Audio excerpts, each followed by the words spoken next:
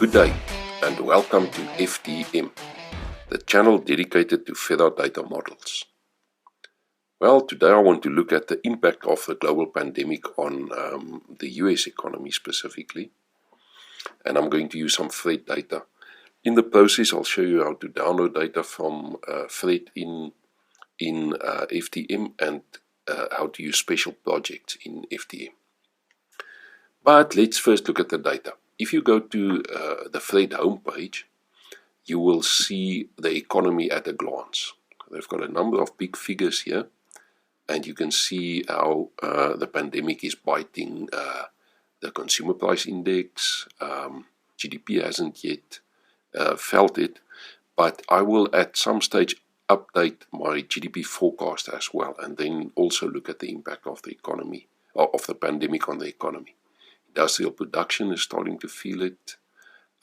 Bonds are all over. Unemployment rate, non-farm payrolls, and this is the one I'm going to look at today. But you can see these things are all starting to display the stress that it's feeling from the pandemic. But for today, I'm going to look at the non-farm payrolls. So let's look at that in Fred first.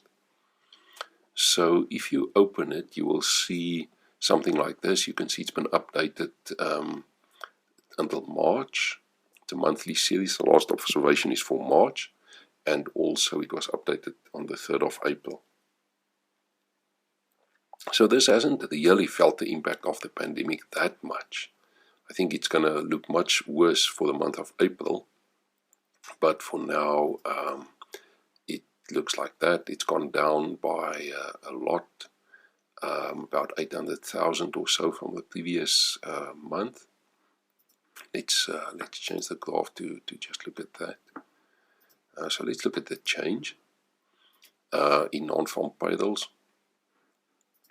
Okay, so here we can see it's down by about 701 in the last month. Also, just to eyeball the data, this is the all employees non-farm payrolls.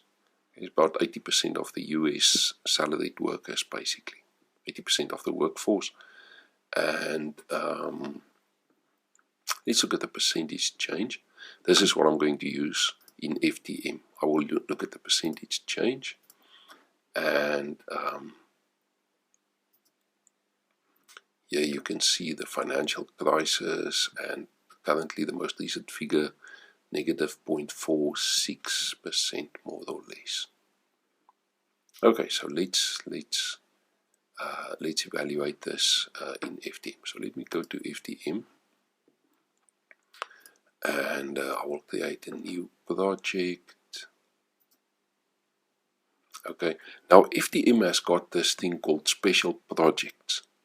If you click on the splat, you will get a list of special projects that you can do, and there's this one called Obama versus Trump. Now this project will look at that specific indicator, the non-farm payrolls, and it will compare it between these two presidencies. It's a fun little project really to illustrate FTM, but now I'm going to use it to look at the impact of the crisis.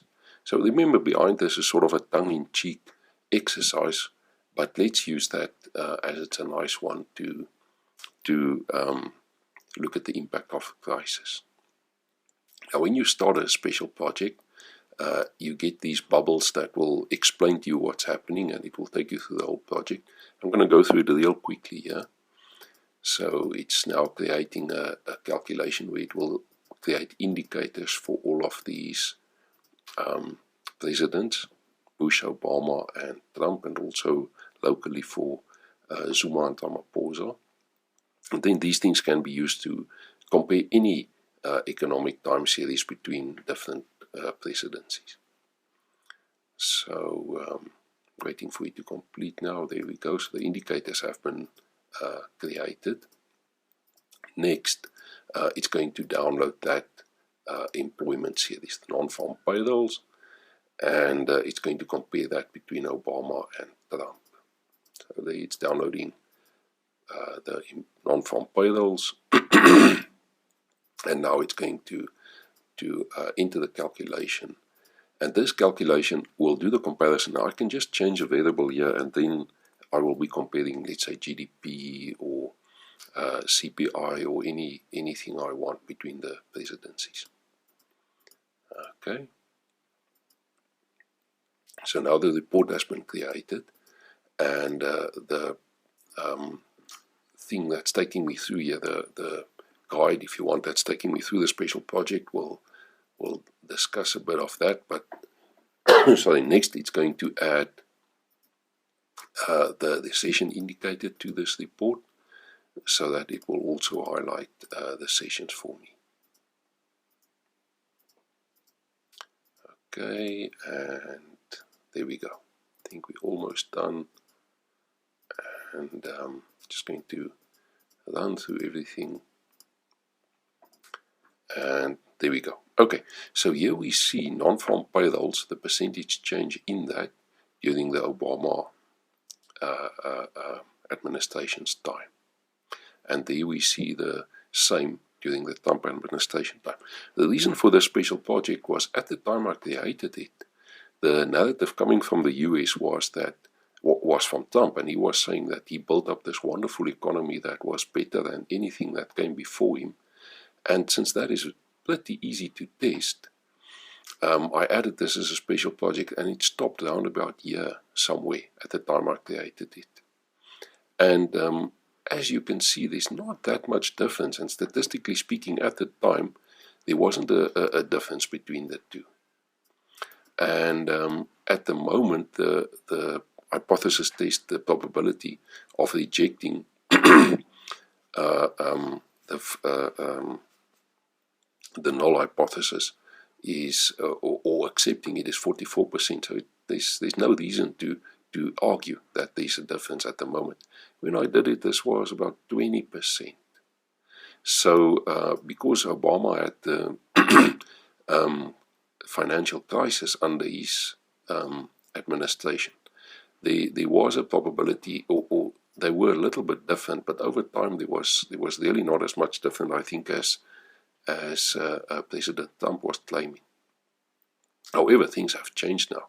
We've got the pandemic, and that is, if you want, equalizing these two because of what's happening here at the edges. But what you see here, there you see the mean, standard deviation, second standard deviation, and the same over here, mean and 1 and 2 standard deviation. You can see there we have about 0.5, negative 0.5, and the financial crisis here, we see it at about negative 0.6 or so. Let's see, where's the crisis? There we go, negative 0.6. Okay, but let's to really look at the impact of the virus and what could happen, let's add to these figures. Let's add Bush's figures as well. In other words, we're going to extend it in this direction, but also adding Bush's figures. So let me go to the calculation, and I'm going to change it quickly. So there is the Obama indicator. So let me just copy and paste that. So there we go. I'm going to paste it in. And now we see, let's leave that as the Obama. And then let's add the Bush indicator. And there we will use the pre-calculated Bush indicator. So what we're doing here is we're really just loading the daily data and converting it into monthly. Now we need to create one here for, I can just convince it not to,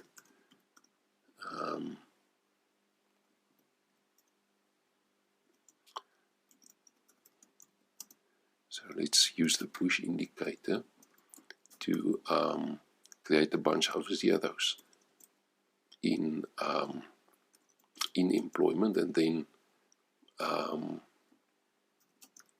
we will multiply that with our indicator, and that should be it.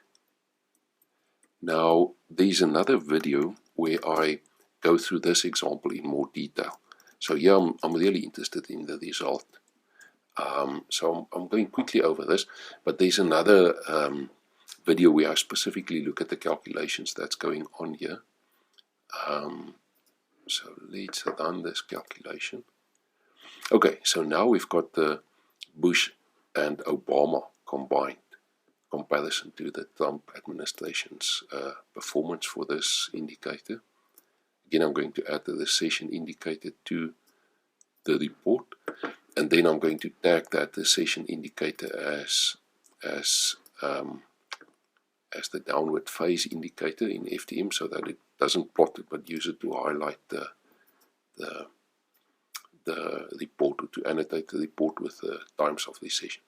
Okay, and so there you see it. This is now the Bush combined with Obama performance of non-farm payrolls compared to Trump. And if you look at this, there might be an argument to be made that Trump did better. The average here is a bit low compared to Trump, and if I look at the outcome here, the test is significant at the 5% level, that Trump was doing better. However, we now see the impact of the virus. Now, the financial crisis at its worst was negative 0.6%. And here we are just starting. We are just starting out at the moment, and it is already at negative 0.5%. So I think it's early days. I really think it's early days. Also, if you look at the financial crisis, there we have a year, that's 12 months, 13, 14, 15, 16, 17, 18. 18 months. This lasted for 18 months. Now, if this thing lasts half of that, 9 months, then we're going to see a deep dip where it's already sort of at this sort of level. Already it's multiples of a standard deviation below the average. So it seems if I look at this, and also if I look at my simulation that you can see in another video, that looks at what happens if you lift the lockdown regulations too soon. I think this is going to last some time still. We're just at the outset now. This is March. This is not April. I think April is going to be worse.